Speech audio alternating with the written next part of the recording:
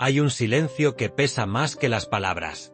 Un silencio que se instala en el pecho cuando alguien te mira y, sin decir nada, ya sabe. Sabe lo que temes. Sabe lo que escondes. Sabe exactamente dónde presionar para que te desmorones. Esa persona no necesita gritar, no necesita amenazar. Solo necesita entender. Porque quien entiende el miedo de los demás, controla el juego. Y tú, sin darte cuenta, ya estás jugando. Esta no es una historia sobre villanos de película. No hay risas malvadas ni planes escritos en cuadernos secretos. Esta es una historia sobre algo mucho más real, mucho más cercano.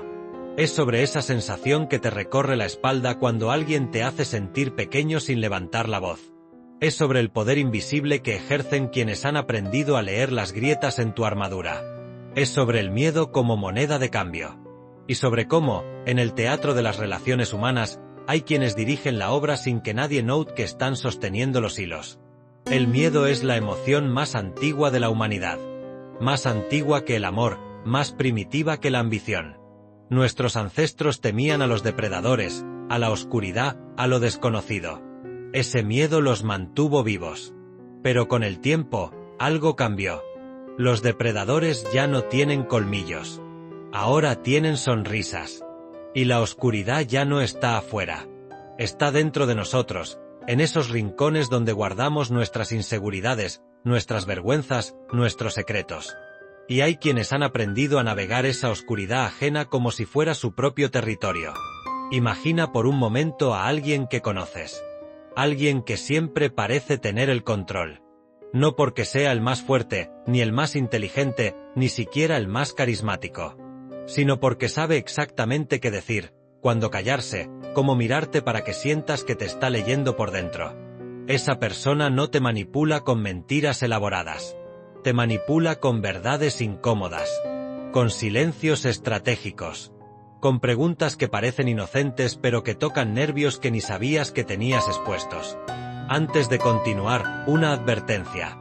El conocimiento que será compartido aquí no puede ser desaprendido. Va a alterar permanentemente la forma en que ves las relaciones humanas. Si estás listo para abandonar las ilusiones cómodas y ver lo que hay detrás del escenario, suscríbete ahora. Porque esto no es solo un vídeo. Es el inicio de tu viaje bajo la máscara. Ahora, empecemos. El miedo es información. Eso es lo primero que debes entender. Cuando alguien tiene miedo, está revelando algo. Está mostrando dónde está vulnerable, que valora, que podría perder. Y esa información, en las manos correctas, o tal vez debería decir en las manos equivocadas, se convierte en poder. No es casualidad que los mejores negociadores, los líderes más efectivos, y sí, también los manipuladores más hábiles, sean expertos en detectar el miedo ajeno. Porque una vez que sabes que teme alguien, tienes el mapa de su mente. Piensa en la última vez que alguien te hizo sentir incómodo sin razón aparente. Tal vez fue una pregunta demasiado personal en el momento equivocado. Tal vez fue una mirada que duró un segundo más de lo normal. Tal vez fue un comentario que sonó como un cumplido pero que dejó un sabor amargo. Esa incomodidad no fue accidental. Fue una prueba. Una forma de medir tu reacción, de ver dónde están tus límites, de entender que te hace vulnerable. Y si reaccionaste, si te pusiste a la defensiva, si justificaste algo que no necesitaba justificación, acabas de darle a esa persona exactamente lo que buscaba: confirmación. Hay una escena que se repite en miles de oficinas, hogares y relaciones cada día. Una persona hace una pregunta aparentemente simple. ¿Por qué llegaste tarde? ¿Con quién estabas? ¿Estás seguro de eso? La pregunta en sí no es el arma. El arma es el tono. La pausa antes de hacerla. La forma en que los ojos se entrecierran apenas, como si ya supieran la respuesta y solo estuvieran esperando que tú caigas en la trampa de mentir. Y tú, aunque no hayas hecho nada malo, sientes ese nudo en el estómago. Ese impulso de explicarte, de convencer, de demostrar tu inocencia. Porque el miedo no necesita culpa para existir. Solo necesita la sospecha de que podría ser juzgado. Esto es lo que los maestros del control entienden. El miedo no es solo a las consecuencias reales. Es al juicio. A la exclusión. A la pérdida de valor en los ojos de alguien que importa. Los humanos somos animales sociales. Nuestra supervivencia, durante milenios, dependió de pertenecer al grupo. Ser expulsado significaba la muerte. Y aunque ya no vivimos en tribus cazadoras, ese miedo primordial sigue ahí, grabado en nuestro ADN. El miedo a ser rechazado. A ser visto como insuficiente. A quedar fuera. Y quienes entienden esto, quienes realmente lo entienden, no necesitan amenazarte con expulsarte. Solo necesitan hacerte sentir que podrías estarlo. Un comentario casual sobre cómo otros están haciendo mejor las cosas. Una comparación sutil que te coloca en segundo lugar. Un silencio cuando esperabas aprobación. Estas son las herramientas de quienes controlan a través del miedo. No son dramáticas. Son quirúrgicas. Déjame contarte sobre alguien.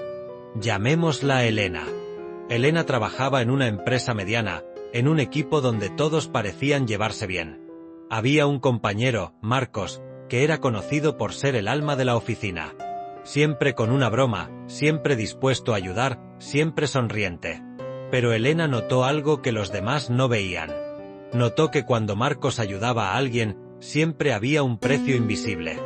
No dinero, no favores explícitos, sino lealtad, información, control. Marcos tenía una habilidad especial. Sabía exactamente qué le preocupaba a cada persona. Sabía que Ana temía perder su trabajo porque era madre soltera.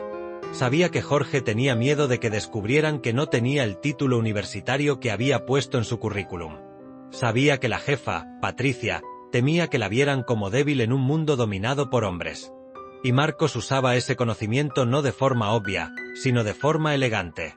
Con Ana, Marcos mencionaba casualmente en las reuniones lo difícil que estaba el mercado laboral, especialmente para gente con responsabilidades familiares. No lo decía mirándola. Lo decía al aire. Pero Ana lo escuchaba. Y cada vez que lo escuchaba, se esforzaba un poco más en complacer a Marcos, en estar de su lado, en no contradecirlo. Porque en su mente, Marcos era alguien influyente. Y si Marcos estaba de su lado, ella estaba segura. Con Jorge, Marcos nunca mencionó el título falso. Nunca tuvo que hacerlo. Solo dejaba caer comentarios sobre la importancia de la honestidad profesional, sobre cómo las empresas estaban haciendo verificaciones más exhaustivas de antecedentes. Y Jorge, sudando frío cada vez, se aseguraba de que Marcos nunca tuviera razones para investigar demasiado. Se volvió su aliado más leal, sin que Marcos tuviera que pedirlo. Y con Patricia, Marcos era el empleado perfecto. Eficiente, respetuoso, pero con un toque de familiaridad que hacía que Patricia sintiera que podía confiar en él. Marcos nunca cuestionaba sus decisiones en público. Pero en privado, en esas conversaciones de pasillo, dejaba caer dudas. ¿Estás segura de que el equipo está respondiendo bien a ese enfoque? He escuchado algunos comentarios. Nada grave, solo quería que lo supieras. Y Patricia, temiendo perder el control, empezaba a depender de Marcos como su informante, su consejero, su validador. Elena observaba todo esto con una mezcla de fascinación y horror. Porque Marcos no era malo en el sentido tradicional. No gritaba, no amenazaba, no saboteaba abiertamente. Simplemente entendía el miedo de cada persona y lo usaba como una palanca invisible. Y lo más perturbador era que todos lo querían. Porque Marcos también les daba algo a cambio, la ilusión de seguridad. Mientras estuvieras de su lado, sentías que alguien te protegía. El problema era que esa protección tenía un costo. Tu autonomía. Tu voz. Tu capacidad de decir no. Esta es la paradoja del control basado en el miedo. No se siente como control. Se siente como cuidado. Como alguien que se preocupa por ti, que te advierte de los peligros, que te mantiene informado. Pero debajo de esa capa de preocupación, hay un mecanismo más oscuro. Hay alguien que está construyendo tu jaula mientras te convence de que es un refugio.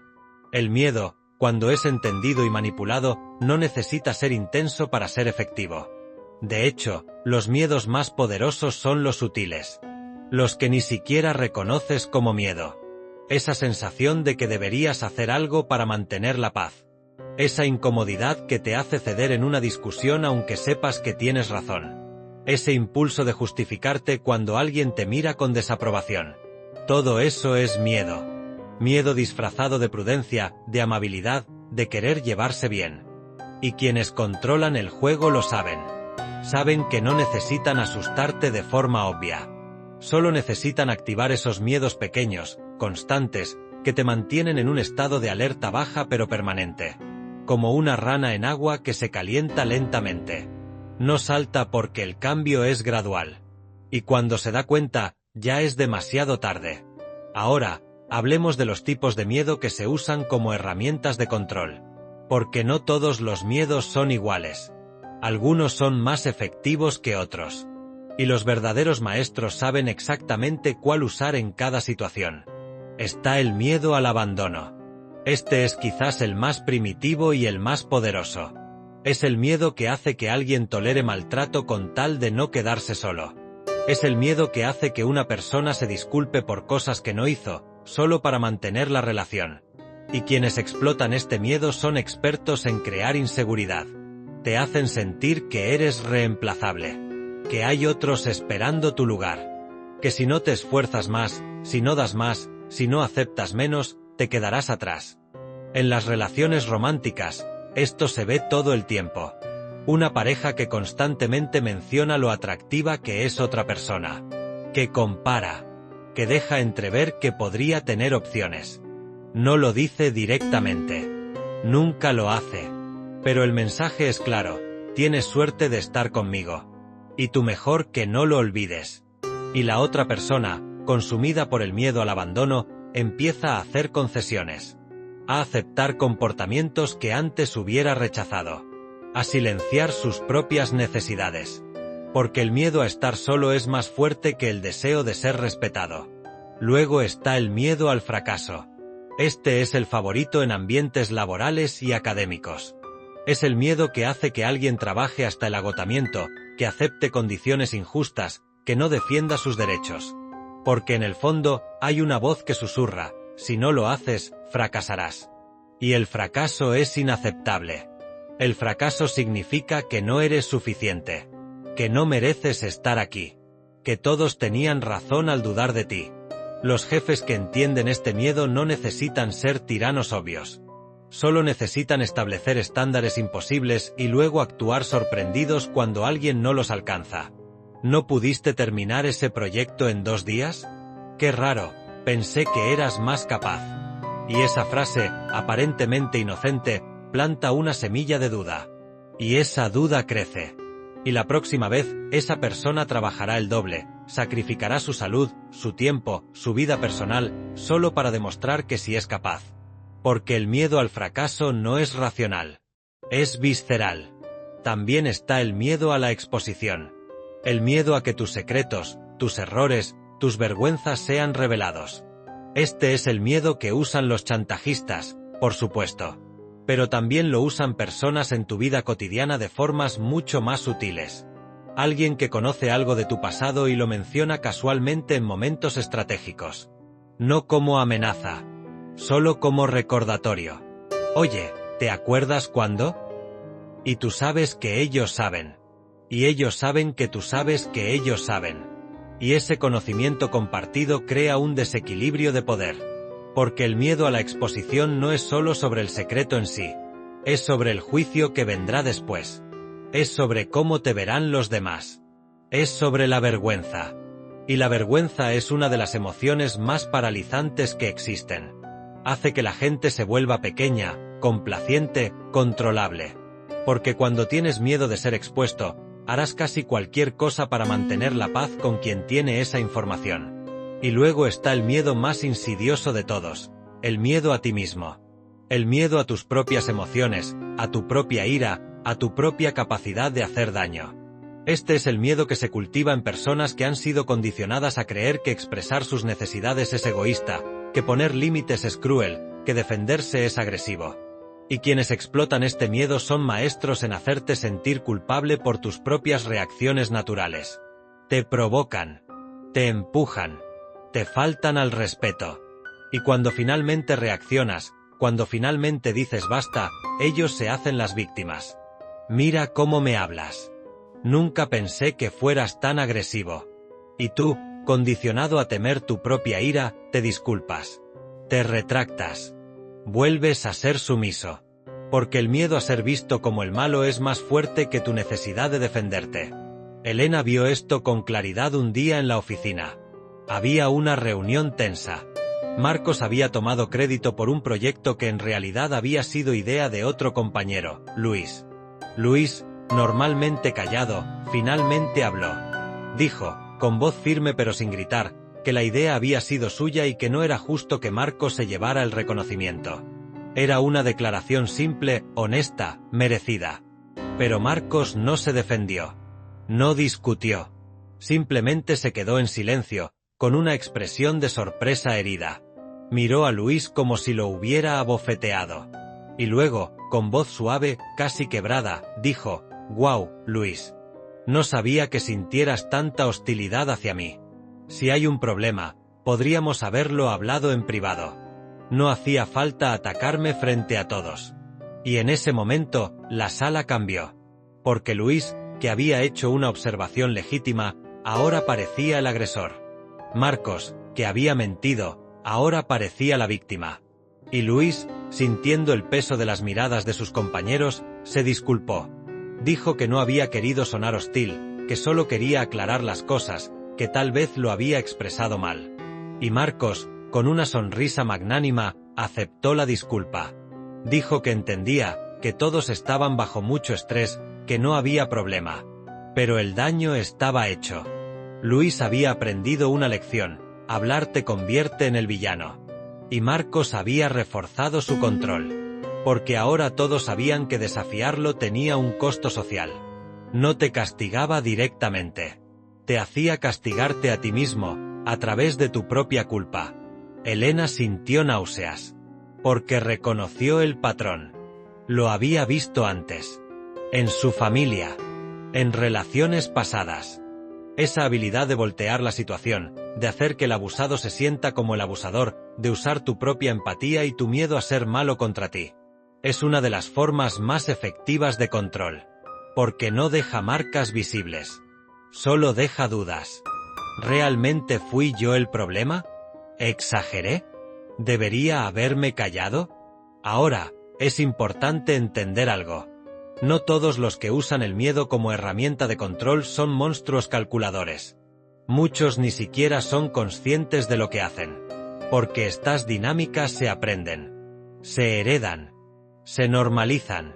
Si creciste en un ambiente donde el amor era condicional, donde la aprobación había que ganársela constantemente, donde expresar necesidades era castigado, probablemente aprendiste a controlar a otros de la misma forma. No porque seas malvado, sino porque es lo que conoces. Es tu lenguaje emocional. Pero la inconsciencia no elimina el daño. De hecho, a veces lo hace peor. Porque alguien que manipula sin darse cuenta no puede ser confrontado. Si les señalas lo que hacen, genuinamente no lo ven. Se ofenden. Se sienten atacados. Porque en su mente, solo están protegiendo sus propios miedos. Solo están tratando de sentirse seguros. Y si para sentirse seguros necesitan que tú te sientas inseguro, bueno, ese es un precio que están dispuestos a que pagues. Esto nos lleva a una pregunta incómoda. ¿Alguna vez has usado el miedo de alguien para conseguir lo que querías? Piénsalo honestamente. Esa vez que te hiciste la víctima para que alguien cediera. Esa vez que mencionaste casualmente algo que sabías que haría sentir insegura a otra persona. Esa vez que usaste el silencio como castigo, sabiendo que la otra persona haría cualquier cosa por romperlo. Todos lo hemos hecho. En mayor o menor medida. Porque el poder, incluso el poder pequeño, es seductor. Y el miedo es la forma más fácil de obtenerlo. La diferencia está en la frecuencia, la intención y la disposición a cambiar. Todos manipulamos a veces. Pero hay quienes construyen su identidad completa alrededor de ello. Quienes no pueden relacionarse de otra forma. Quienes ven cada interacción como un juego de poder que deben ganar. Y esas personas, conscientes o no, son peligrosas. Porque su necesidad de control es insaciable. Nunca es suficiente. Siempre necesitan más confirmación de que tienen el poder. Y tú, Si estás en su órbita, nunca podrás darles suficiente para que se sientan seguros. Porque su inseguridad no viene de ti. Viene de ellos mismos. Volvamos a Elena. Después de meses observando a Marcos, Elena tomó una decisión. No iba a jugar. No iba a competir por su aprobación. No iba a darle información que pudiera usar. No iba a reaccionar a sus provocaciones. Simplemente iba a ser profesional, cordial y distante. Y al principio, funcionó. Marcos parecía desconcertado. Intentó sus tácticas habituales. Comentarios diseñados para generar inseguridad. Preguntas que buscaban información personal. Silencios estratégicos. Pero Elena no mordió el anzuelo. Y entonces Marcos escaló. Porque eso es lo que hacen quienes necesitan control.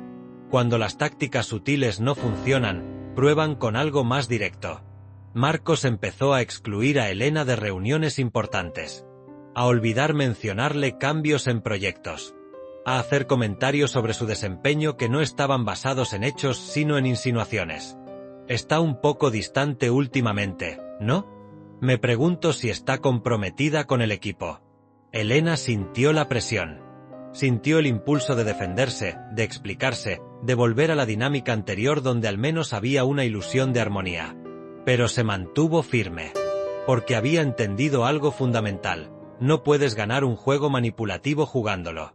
Solo puedes ganar no jugando. Y eso significa aceptar que habrá consecuencias. Que te verán como difícil. Como no colaborativa. Como problemática. Porque para quienes viven del control, alguien que no se deja controlar es una amenaza. La situación llegó a un punto crítico cuando Marcos intentó hacer que Elena pareciera incompetente frente a la jefa. Presentó un informe donde sugería que varios errores en un proyecto habían sido culpa de Elena. Los errores eran reales, pero el contexto estaba manipulado. Elena había seguido instrucciones que Marcos mismo había dado, pero eso no se mencionaba en el informe. Solo se mencionaban los resultados negativos, vinculados a su nombre. Elena podría haber entrado en pánico. Podría haberse puesto a la defensiva. Pero en lugar de eso, hizo algo diferente. Pidió una reunión privada con Patricia, la jefa. Y en esa reunión, con calma, presentó toda la documentación. Los correos donde Marcos había dado las instrucciones. Los mensajes donde ella había expresado dudas y él había insistido. Los registros que mostraban la cronología real de los eventos. No atacó a Marcos. No lo llamó mentiroso. Simplemente presentó los hechos y dejó que hablaran por sí mismos. Patricia no es tonta. Había llegado a donde estaba porque sabía leer entre líneas. Y cuando vio la evidencia, cuando vio el patrón, algo hizo clic. Empezó a recordar otras situaciones. Otros empleados que habían tenido conflictos con Marcos. Otros informes que, en retrospectiva, parecían diseñados para hacer quedar mal a alguien. Y se dio cuenta de que había sido, ella misma, parte del juego de Marcos. Que él la había usado, manipulando su miedo a perder el control, para consolidar su propio poder. La confrontación que siguió no fue dramática. No hubo gritos ni despidos inmediatos. Pero hubo un cambio. Patricia empezó a cuestionar a Marcos. A verificar sus afirmaciones.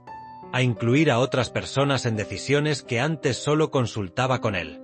Y Marcos, sintiendo que su influencia se desvanecía, empezó a cometer errores. Se volvió más obvio en sus manipulaciones. Más desesperado. Y esa desesperación lo hizo visible. Ya no era el aliado encantador. Era el político transparente. Y la gente empezó a verlo. Eventualmente, Marcos renunció. Dijo que había encontrado una mejor oportunidad. Pero todos sabían la verdad. Había perdido su poder. Y sin ese poder, sin esa capacidad de controlar a través del miedo, no sabía cómo funcionar. Porque su identidad completa estaba construida alrededor de ser indispensable, de ser el que sabía, el que conectaba, el que controlaba. Y cuando eso se derrumbó, no quedó nada más. Esta historia podría sonar como un final feliz. El manipulador desenmascarado, la heroína victoriosa. Pero la realidad es más complicada.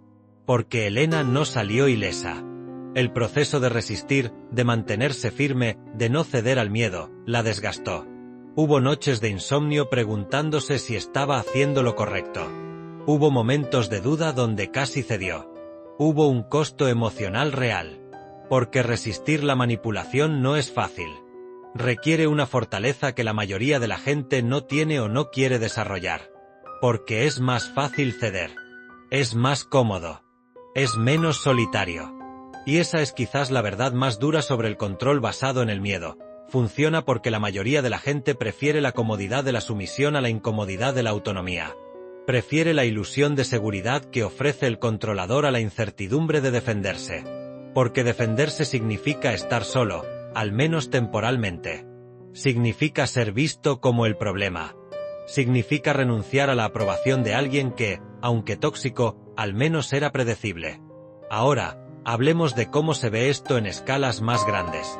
Porque el control a través del miedo no es solo un fenómeno interpersonal. Es político. Es social. Es histórico. Todos los regímenes autoritarios, todas las estructuras de poder opresivas, todos los sistemas de dominación se basan en el mismo principio: identificar qué teme la gente y usar ese miedo para controlarla. El miedo a la escasez. El miedo al otro. El miedo al caos. El miedo a perder lo poco que se tiene. Estos miedos se amplifican, se cultivan, se explotan. Y la gente, consumida por el miedo, cede libertades. Acepta vigilancia. Tolera injusticias. Porque le han convencido de que la alternativa es peor. Que sin el control, sin la autoridad, sin la mano dura, todo se derrumbará.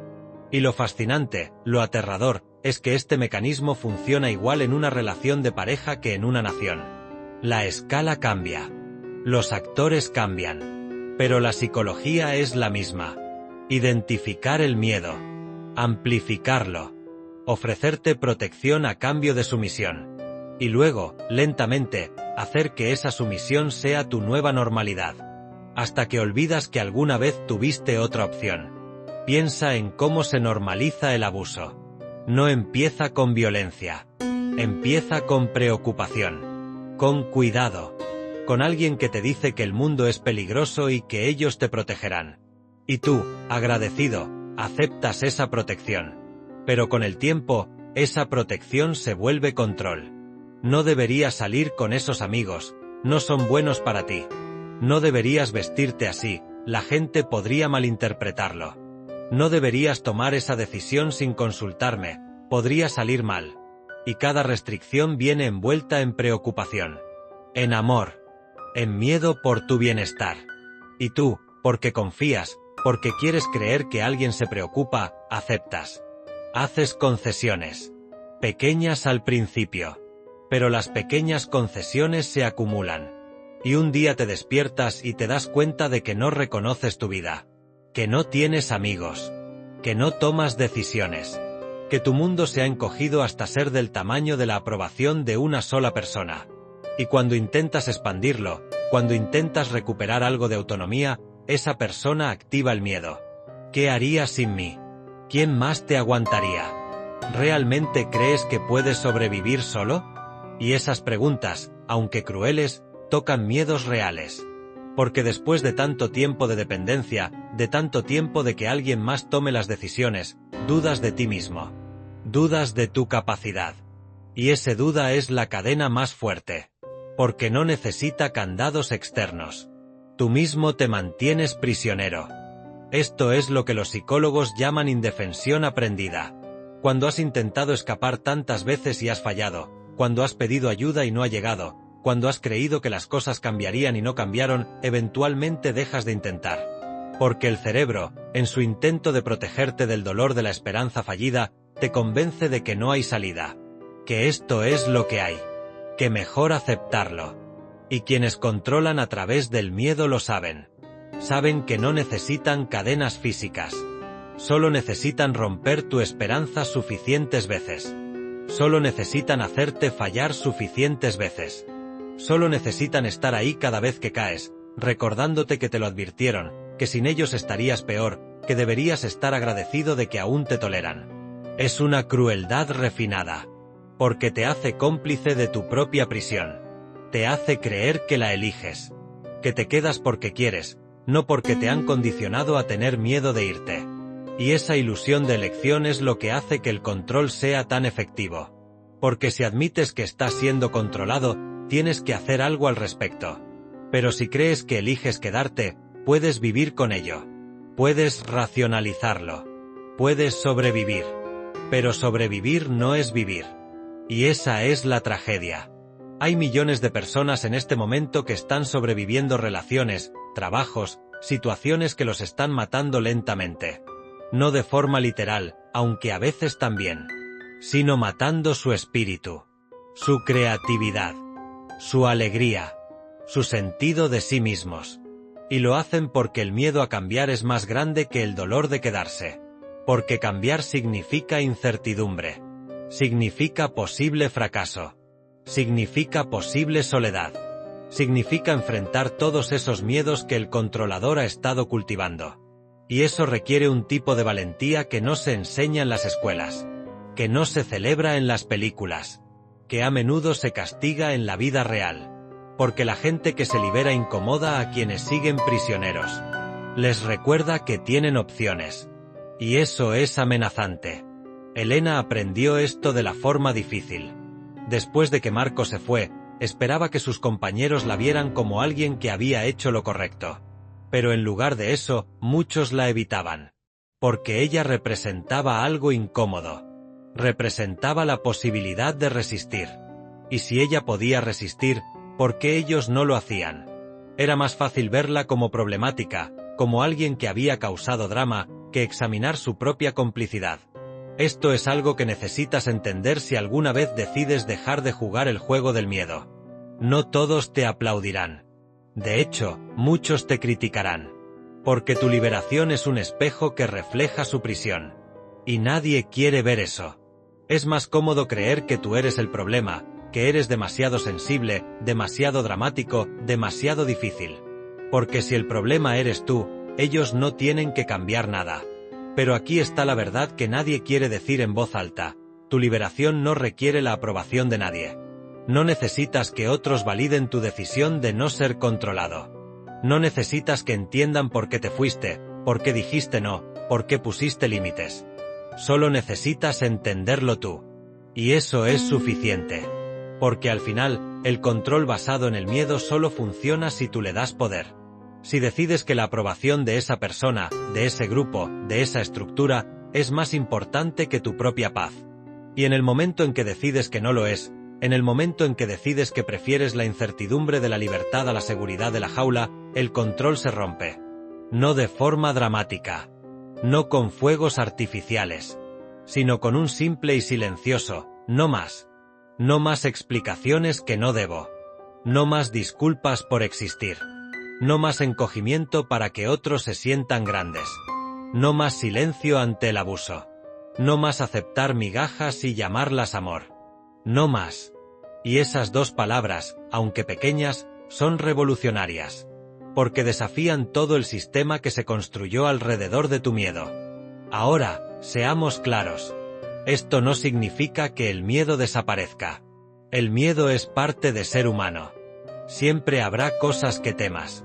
Siempre habrá vulnerabilidades. La diferencia está en no permitir que ese miedo sea usado como herramienta de control. Está en reconocerlo, nombrarlo, y aún así elegir actuar de acuerdo a tus valores, no de acuerdo a la manipulación de alguien más. Esto requiere autoconocimiento. Requiere que te preguntes, ¿qué temo realmente? ¿Es este miedo basado en un peligro real o en una amenaza percibida? ¿Estoy reaccionando a la situación actual o a heridas del pasado? ¿Esta persona realmente tiene el poder que creo que tiene, o se lo he dado yo? Estas preguntas son incómodas. Porque a veces la respuesta es que hemos sido cómplices de nuestro propio control. Que hemos entregado poder que nadie nos quitó. Que hemos aceptado narrativas sobre nosotros mismos que no son ciertas. Y reconocer eso duele. Porque significa que hemos perdido tiempo. Que hemos tolerado cosas que no deberíamos. Que hemos sido más pequeños de lo que somos. Pero también significa que podemos cambiar. Que no estamos condenados a repetir los mismos patrones. Que podemos aprender. Que podemos crecer. Que podemos elegir diferente. Elena, meses después de todo el drama con Marcos, tuvo una conversación con una amiga. La amiga le preguntó si se arrepentía de haber confrontado la situación. Si no hubiera sido más fácil simplemente seguir la corriente, mantener la paz, no hacer olas. Y Elena lo pensó. Pensó en las noches de insomnio. En la tensión. En el costo social. Y luego dijo algo que su amiga no esperaba. Dijo: me arrepiento de no haberlo hecho antes. Me arrepiento de todos los meses que perdí tratando de ganarme la aprobación de alguien que nunca me la iba a dar de forma genuina. Me arrepiento de haberme hecho pequeña para que él se sintiera grande. Me arrepiento de haber dudado de mi propia percepción cuando sabía que algo estaba mal. Pero no me arrepiento de haberlo confrontado. Porque eso me devolvió algo que había perdido, mi voz. Y esa es quizás la lección más importante. Que el costo de resistir el control puede ser alto. Pero el costo de aceptarlo es más alto. Porque puedes perder trabajos, relaciones, oportunidades. Pero si pierdes tu voz, si pierdes tu sentido de ti mismo, ¿qué te queda? Una vida que parece segura desde afuera pero que por dentro está vacía. Una existencia donde sobrevives pero no vives. Donde funcionas pero no floreces. Y la vida es demasiado corta para eso. Es demasiado preciosa para desperdiciarla siendo la versión de ti que alguien más necesita que seas para sentirse poderoso. Es demasiado valiosa para pasarla caminando sobre cáscaras de huevo, midiendo cada palabra, cada acción, cada expresión, para no activar el miedo de alguien más, peor aún, para no activar su necesidad de controlarte. Porque eso es lo que realmente está pasando cuando alguien usa tu miedo para controlarte. No es sobre ti. Es sobre ellos. Es sobre su necesidad de sentirse poderosos porque por dentro se sienten impotentes. Es sobre su necesidad de controlarte porque no pueden controlarse a sí mismos. Es sobre su necesidad de hacerte pequeño porque ellos se sienten pequeños. Y tú, al aceptar ese rol, no los estás ayudando. Los estás permitiendo seguir en su disfunción. Y te estás traicionando a ti mismo en el proceso. Esto no significa que debas ser cruel con quienes intentan controlarte. Muchos de ellos están actuando desde sus propias heridas. Desde sus propios miedos. Desde patrones que aprendieron y nunca cuestionaron. Pero entender de dónde viene su comportamiento no significa que tengas que tolerarlo. Puedes tener compasión y aún así tener límites. Puedes entender su dolor y aún así proteger tu paz. Puedes desearles lo mejor y aún así alejarte. Porque la compasión sin límites no es virtud. Es autodestrucción. Y no les sirve a nadie. No les sirve a ellos, porque les permite seguir en sus patrones dañinos sin consecuencias. Y definitivamente no te sirve a ti, porque te convierte en un recipiente para el dolor de alguien más sin espacio para tu propia sanación. Los límites son actos de amor propio. Son la forma en que le dices al mundo: este soy yo, esto es lo que acepto, esto es lo que no, y sí, habrá gente que se ofenda. Que te llame egoísta. Que te acuse de no importarte. Pero esa gente está confundiendo amor con sumisión. Está confundiendo cuidado con sacrificio. Está confundiendo relación con control. Y tú no tienes que aceptar esa confusión como verdad. La verdad es que las relaciones sanas no requieren que una persona se haga pequeña para que la otra se sienta grande. No requieren que alguien viva con miedo para que alguien más se sienta seguro. No requieren juegos de poder, manipulación emocional o el uso del miedo como moneda de cambio. Las relaciones sanas se basan en respeto mutuo, en comunicación honesta, en la capacidad de ambas partes de ser vulnerables sin ser explotadas. Pero esas relaciones son raras. Porque requieren que ambas personas hayan hecho el trabajo interno de enfrentar sus propios miedos, sus propias heridas, sus propios patrones. Y la mayoría de la gente no quiere hacer ese trabajo. Es más fácil proyectar. Es más fácil culpar. Es más fácil controlar que ser vulnerable. Es más fácil usar el miedo de alguien más que enfrentar el propio. Y así el ciclo continúa. Generación tras generación. Relación tras relación. Personas heridas hiriendo a otras. Personas asustadas asustando a otras. Personas controladas aprendiendo a controlar. Hasta que alguien dice: basta. Hasta que alguien decide romper el patrón. hasta que alguien elige sanar en lugar de perpetuar. Y ese alguien podría ser tú. De hecho, si estás escuchando esto, si algo de lo que se ha dicho resuena contigo, probablemente ya estás en ese camino. Probablemente ya has empezado a cuestionar, a ver los patrones, a reconocer las dinámicas. Y eso es lo más difícil. Porque una vez que ves, no puedes dejar de ver. Una vez que entiendes cómo funciona el control basado en el miedo, lo ves en todas partes. En tu familia, en tus relaciones, en tu trabajo, en la sociedad. Y eso puede ser abrumador. Pero también es liberador.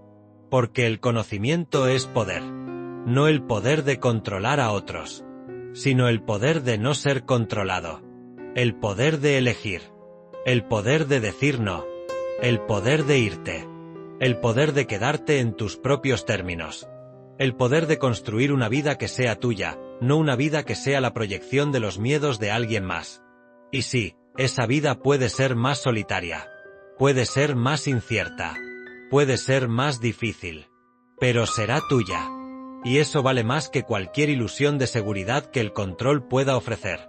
Porque la seguridad que viene del control es frágil.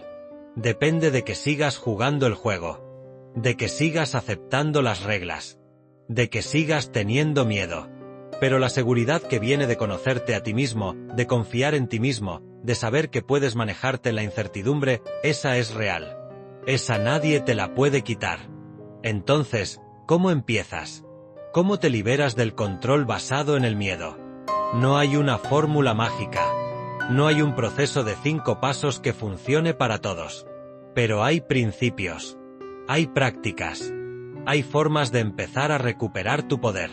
Primero, nombra lo que está pasando. Deja de minimizar.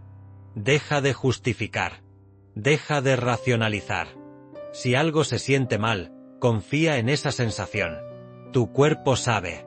Tu intuición sabe. Aunque tu mente trate de convencerte de que estás exagerando, de que no es para tanto, de que deberías ser más tolerante, escucha a tu cuerpo. Porque el cuerpo no miente. El cuerpo siente el peligro antes de que la mente lo racionalice. Segundo, documenta. Especialmente si estás en una situación donde la manipulación es sutil. Escribe lo que pasa. Guarda los mensajes. Anota las conversaciones. No para usarlo como arma, sino para ti. Para cuando empieces a dudar.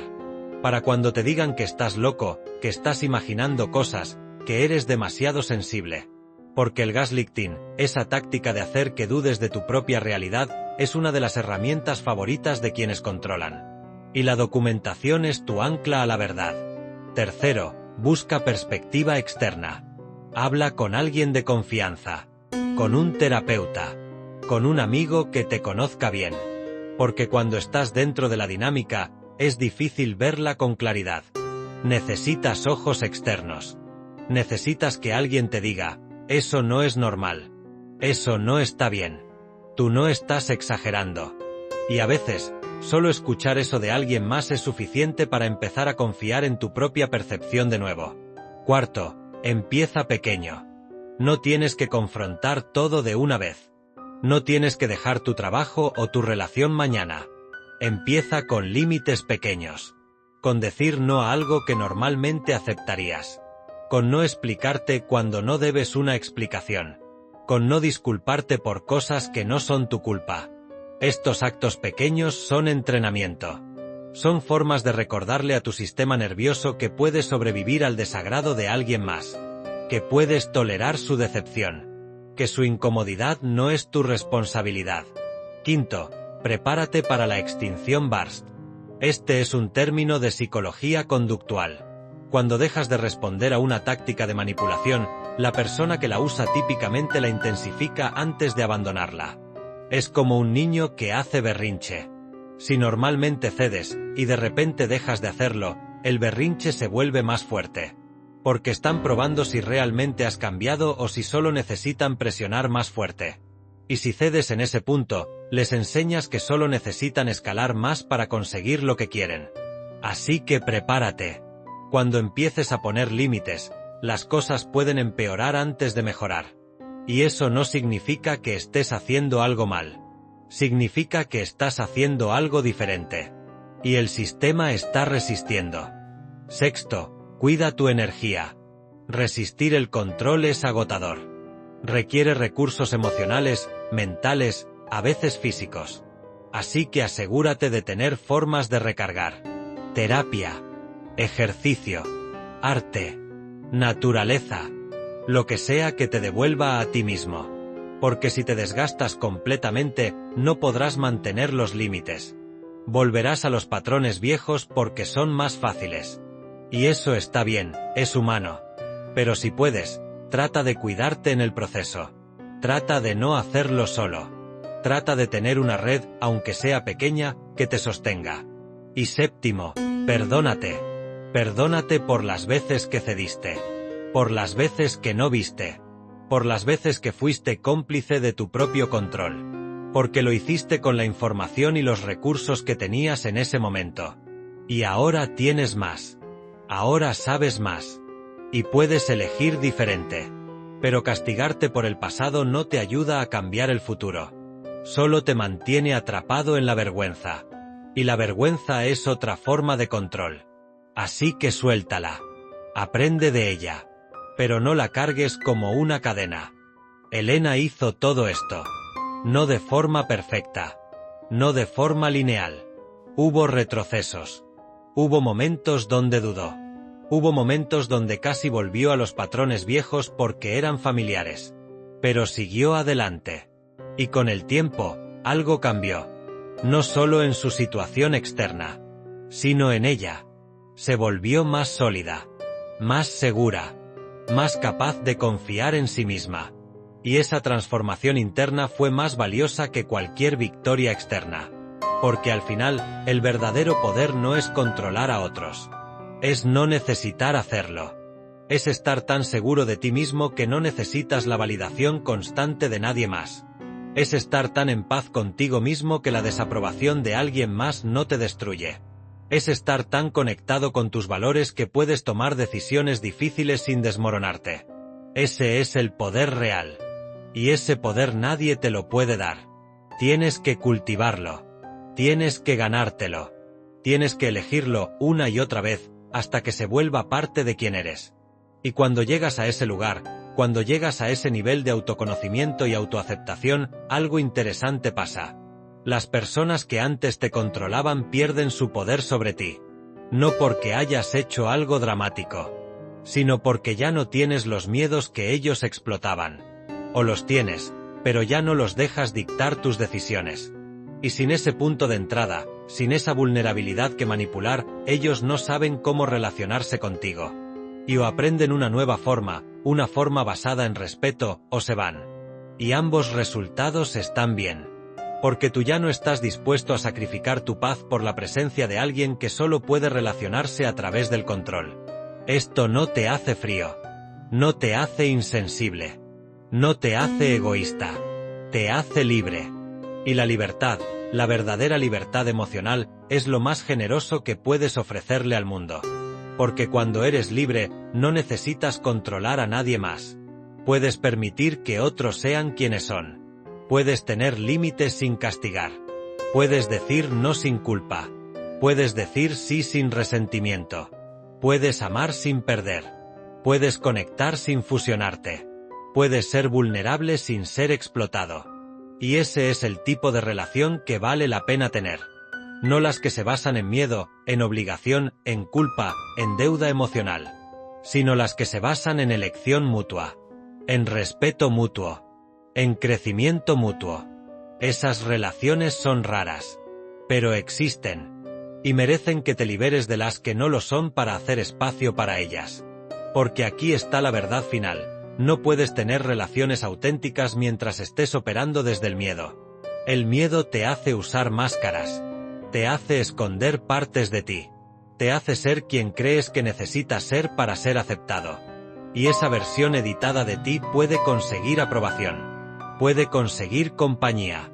Pero no puede conseguir conexión real. Porque la conexión real requiere que te muestres. Completo.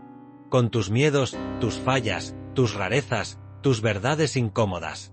Y solo cuando te muestras así, vulnerable pero no disponible para ser explotado, puedes encontrar a quienes te ven y eligen quedarse.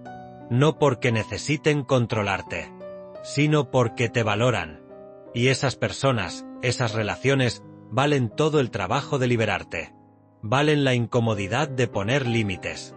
Valen la soledad temporal de alejarte de lo tóxico. Valen el miedo de ser visto.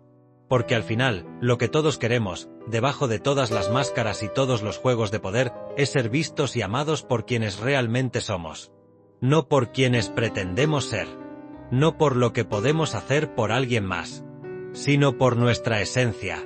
Y eso solo es posible cuando dejamos de jugar el juego del miedo. Entonces, si hay algo que te llevas de esta exploración bajo la máscara, que sea esto. Tu miedo es información, pero no tiene que ser tu destino. Alguien puede entender tu miedo, pero solo tú decides si lo usas para controlarte. Puedes haber sido condicionado a temer, a complacer, a encogerte. Pero no estás condenado a quedarte ahí. Puedes aprender. Puedes sanar. Puedes elegir diferente. Y esa elección, aunque pequeña, aunque invisible para el mundo, es revolucionaria. Porque cambia todo. No de la noche a la mañana. Pero sí, gradualmente, profundamente, permanentemente. Y tal vez, solo tal vez, al liberarte tú, inspiras a alguien más a hacer lo mismo. Y esa persona inspira a otra. Y así, lentamente, el teatro del miedo empieza a vaciarse. Porque la audiencia se da cuenta de que no tiene que quedarse. Que puede levantarse. Que puede salir. Que hay una vida esperando afuera, una vida donde no tienen que vivir con miedo de ser quienes son. Esa es la vida que mereces. Esa es la vida que todos merecemos. Una vida donde el miedo es una emoción que sentimos, no una herramienta que otros usan contra nosotros. Una vida donde el poder viene de la autenticidad, no del control. Una vida donde las relaciones son refugios, no campos de batalla. Una vida donde puedes respirar profundo, sin medir cada palabra, sin calcular cada movimiento, sin esconder quién eres. Y esa vida es posible. No fácil, pero posible. Y comienza con un acto simple pero valiente, decidir que tu miedo te pertenece a ti. Que nadie más tiene derecho a usarlo como palanca. Que tú eres el guardián de tu propia paz. Y que desde hoy, desde este momento, eliges diferente. Eliges verte. Eliges valorarte. Eliges liberarte. Porque quien entiende el miedo de los demás puede intentar controlar el juego. Pero quien entiende su propio miedo, quien lo enfrenta, quien lo integra sin dejar que lo defina, ese es quien realmente gana. No gana poder sobre otros. Gana algo mucho más valioso, poder sobre sí mismo. Y ese es el único poder que realmente importa. El único que nadie te puede quitar.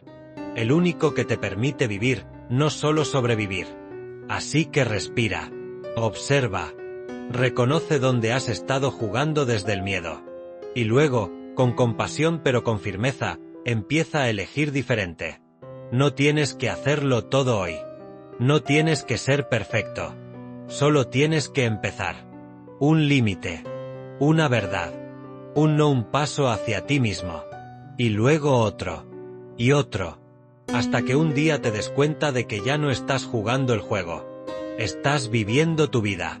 Y esa es la verdadera libertad. Y así, el telón de este acto se cierra. Pero el espectáculo continúa, dentro de cada uno de nosotros, en el silencio de nuestros pensamientos.